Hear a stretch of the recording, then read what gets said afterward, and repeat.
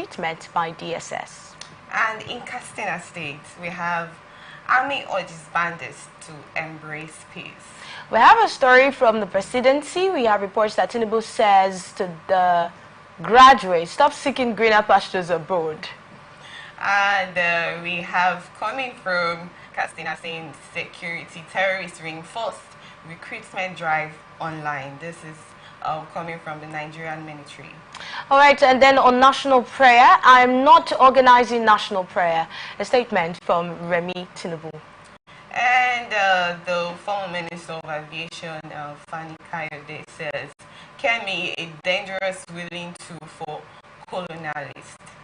Okay, at this point, we'll go on a short break, and after that, the show will begin, where we'll bring you details of the stories and then introduce our guests. But before then, we are open for advert placements, news and event coverage, personality, society and political interviews, product service promotion and commercials.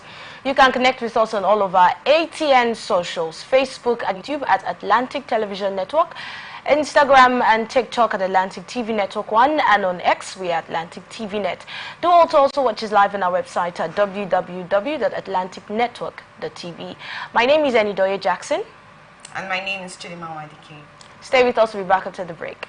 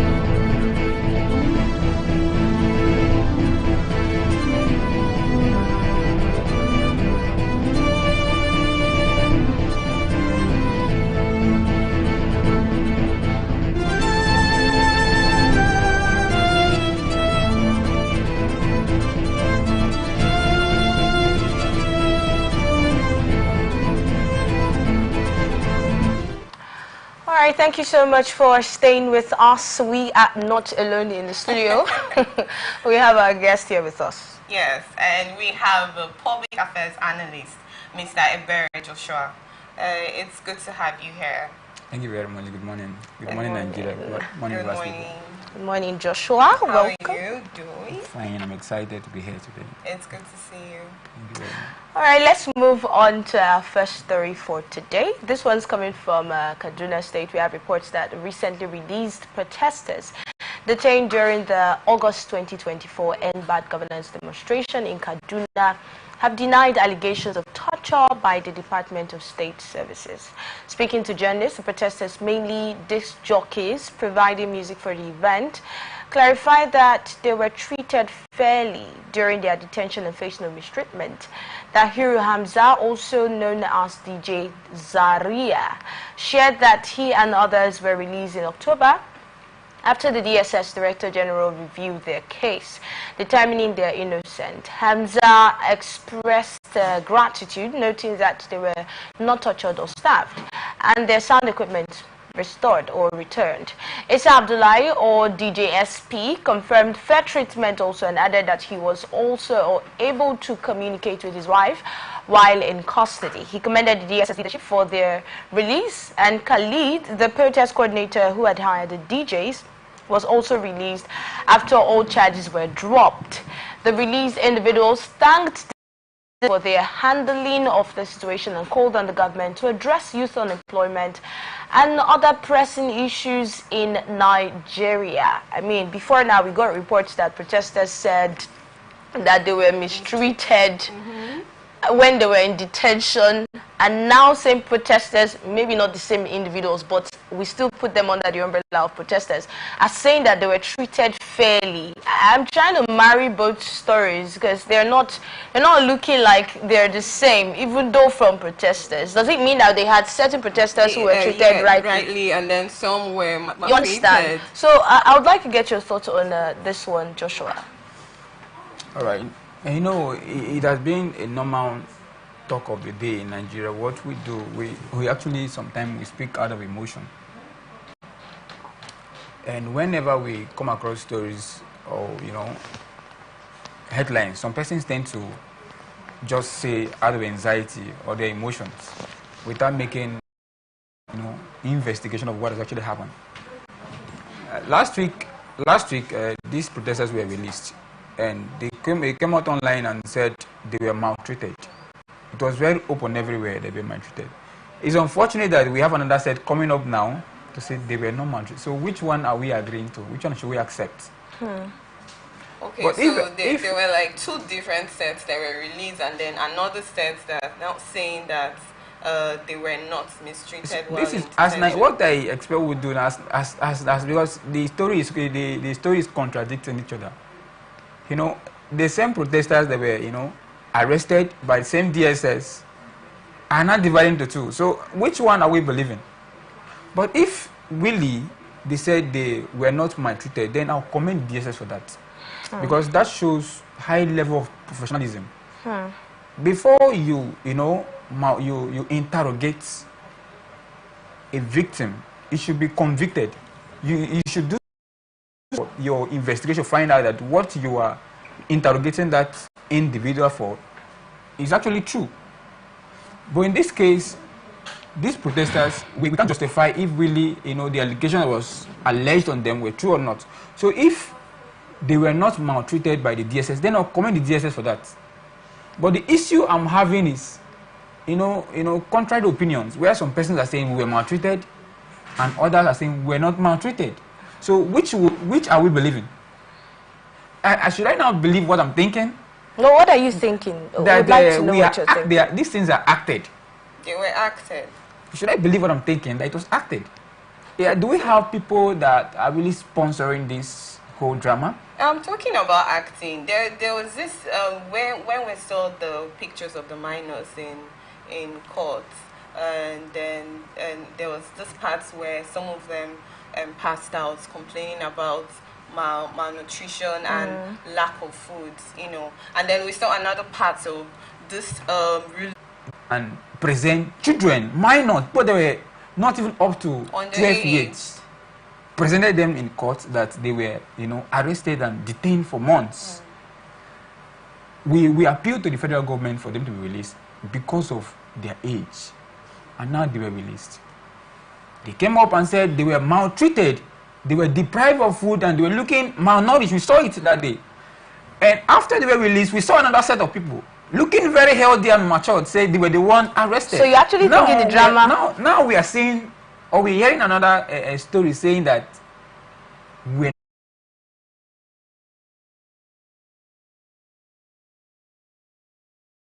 government attention can go extra mile.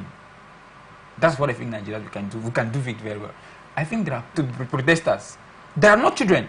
So the question now is, where this story? This still comes down to the question. Where are they? This is where I said, you know, we need to do series of investigation. You know, before coming. Two set of people are coming to say they were arrested separately. So, which are we believing among these two set of protesters? Should we believe those that said they were maltreated? They said openly. Or we should believe those that are coming to say that they were not maltreated? Which are we believing?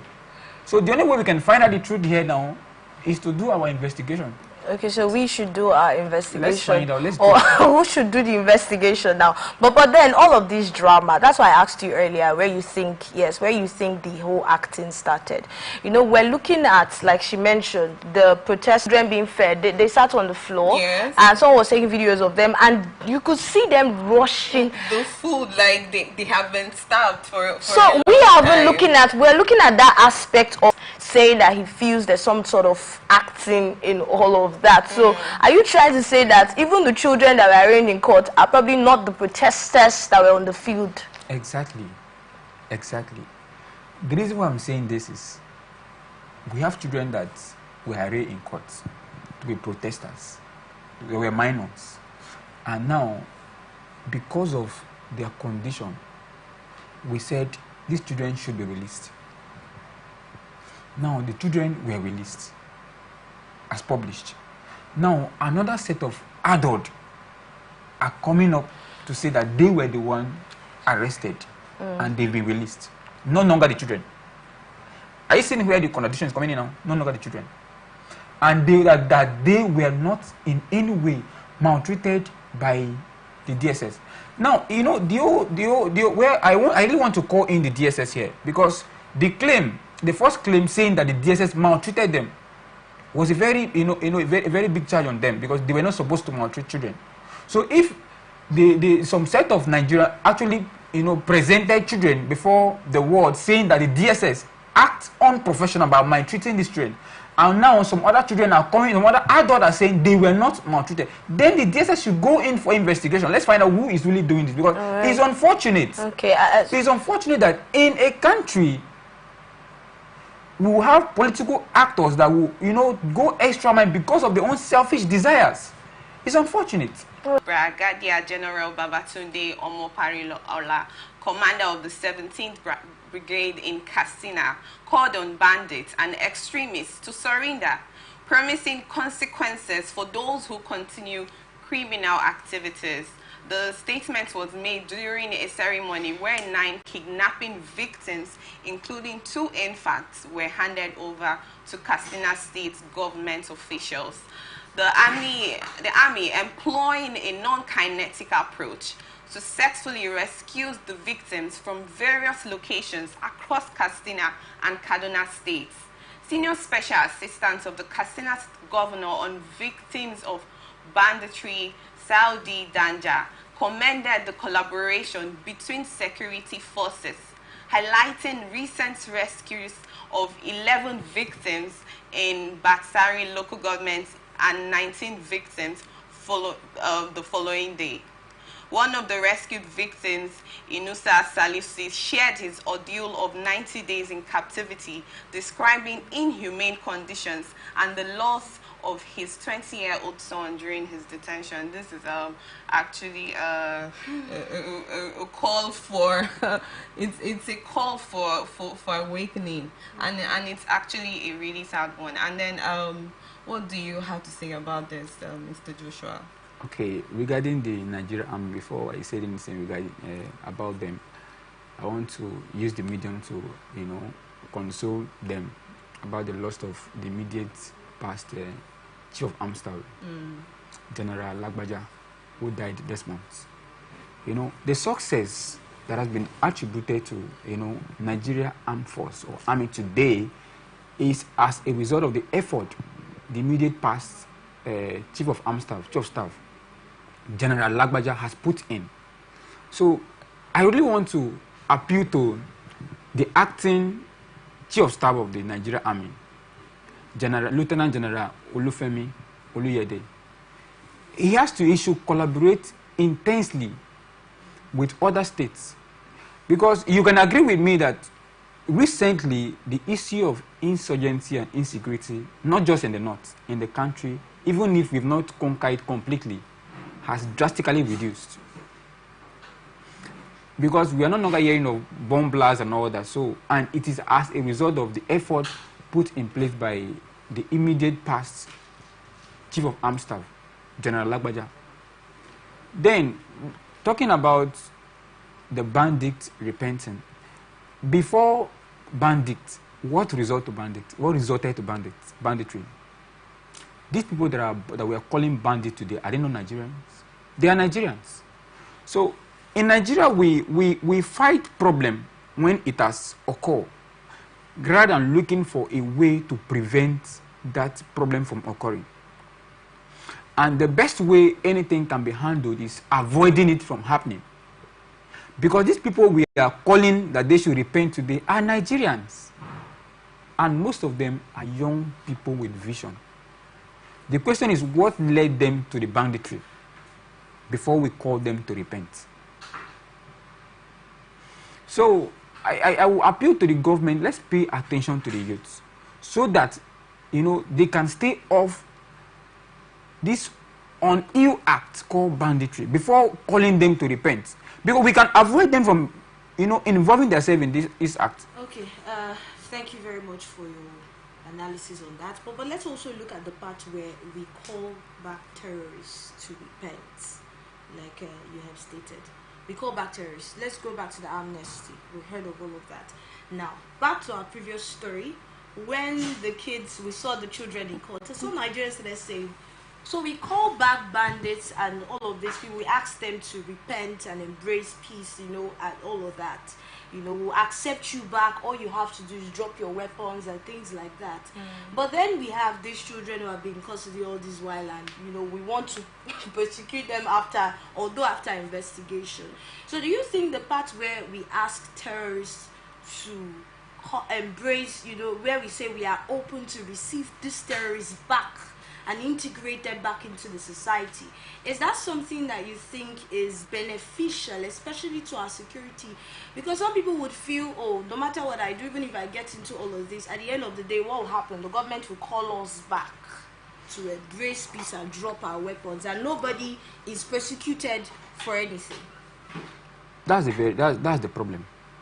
You know, when you talked about amnesty, when this issue of amnesty was on, I, as a person, I wasn't really happy or in support of it, because you see people that has caused a lot of harm in the country. At the end of the whole thing, you call them, empower them. Meanwhile, we have valued Nigeria that have contributed endlessly to the growth of their society, seeking for opportunity to strive, and they are not gotten. Then people that has caused harm will be paid more attention to than those that have not caused any harm. So it means literally we are encouraging people go into this process. If you're in, you can actually, government are making use of people that have terrorized our state and our country.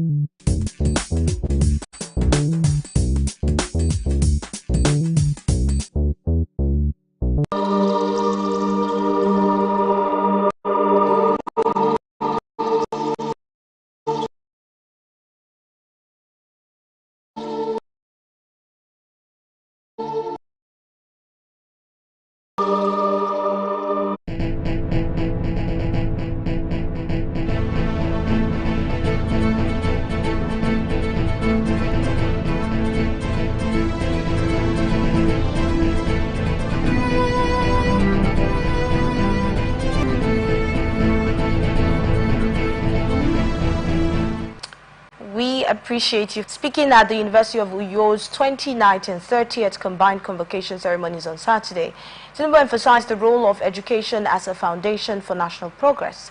He advised graduates to resist the urge to the government has invested heavily in equipping you to contribute meaningfully to society. These are the words of the president. I urge you to be agents of positive change and growth here in Nigeria. Representing the president, University of Port Harcourt Vice Chancellor, men's underutilized and appealed for public support of the government's economic reforms. UNIO's Chancellor Alhaji Dr. Abubakar Maje and the universities praised the graduates while also calling for more financial support to enhance educational facilities and research capacity. UNIO Vice Chancellor Professor Iyaudo Ndeyo commended the university's strides in securing accreditation for over 90% of its programs despite funding and security challenges. That was actually fascinating, but you're a young person and I would like to get your perspective to this story. You know, it's very easy said than done. The president has said, I think he said he has put certain things in place for the young graduates. Because you don't believe the statement of the president? I'm a graduate. Okay. And I'm the two states in the country. Want to see, you know, and see the result. That's 36 actually. 36 states, sorry, 36 states in this country. Multiply and see, you see how many graduates are living higher institution into the labor market every month in Nigeria. What factor has our president put in place to absorb these graduates? So when you're saying our young people, our young graduates should not, seek opportunity elsewhere where they feel they can, find value. Then in this country, what are you graduating from the higher school, went through a process called NYC in Port Harcourt alone? Do you know how many graduates as of my batch? Do you know how many of us left NYC? I doubt up to half of us have gained any useful employment here now. After how long? It's about 2 years now. And outside my, these are Nigerians that are willing to apply their skills in making this country work. So for you to say, it's just like you having a child and the child has found opportunity here and you're saying the child should not go there. Why you're not giving that child any opportunity yet? So for you to say graduates should not seek opportunity elsewhere, then you should put something in place. There should be something you've done that you say, this is what you have at hand. Why not go for this? Find usefulness is traveling outside, and you're saying they should not. So this also boils down to the fact that you hear about some lawyers, some professionals, even doctors that abandon lucrative professions and businesses in Nigeria and get to travel menial jobs abroad. So, what do you think about the situation? Do you think it's that supposed to happen? Okay, let me respond to that. We have good, better, best. I don't think there's anyone that will be here, will have a good job, and will see a better job that will not want to pursue it. So if the people you say that are leaving job in Nigeria for abroad, have you been able to critically observe or analyze, compare the both opportunity? Because there is no person in this world, including myself. Wow, this man wants to travel out. So you have plans around. Tell us, let us know. Including myself, there is nobody, including you too.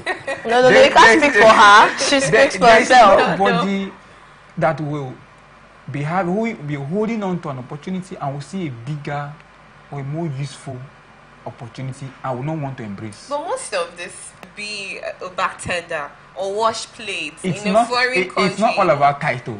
So is it really? It looks like there's more. There's more. That means it actually pays better. That is what I'm saying. I know so many lawyers in Nigeria that are broke. I mean, not just lawyers. I mean, good lawyers. They have not found usefulness in the country. So if you are a lawyer or you have a brother that is a lawyer that is willing to accept, opportunity. Let's be very fair country. Only for those who have money. Yes, let's be very honest here. Nigeria is a very perfect country if you have money. I don't think there's anybody that will have a good job, a very good job that is sustaining him in Nigeria, this country, and will not want to travel. And will go for a lesser job abroad. Do you think there are no much opportunities in Nigeria as it stands for most Nigerians to opt for living